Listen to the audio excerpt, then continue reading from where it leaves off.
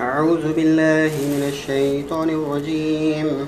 بسم الله الرحمن الرحيم.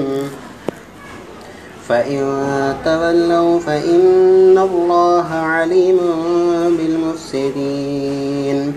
قل يا أهل الكتاب تعالوا إلى كلمة سواء بيننا وبينكم ألا نعبد إلا الله ولا نشرك به شيئا ولا يتخذ بعضنا بعضا أربابا من دون الله. فإن تولوا فقولوا اشهدوا بأننا مسلمون. يا أهل الكتاب لم تحاجون في إبراهيم وما أنزلت التوراة والإنجيل إلا من بعده أفلا تعقلون.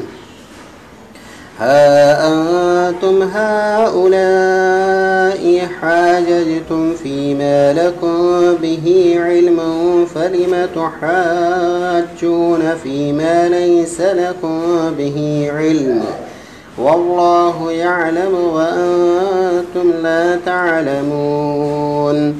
ما كان إبراهيم يهوديا ولا نصرانيا ولكن كان حنيفا مسلما وما كان من المشركين.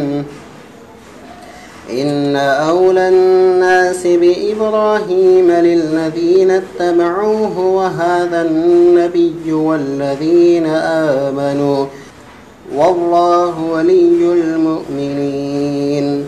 ودت طائفة من أهل الكتاب لو يضلونكم وما يضلون إلا أنفسهم وما يشعرون. يا أهل الكتاب لم تكفرون بآيات الله وأنتم تشهدون. صدق الله العظيم.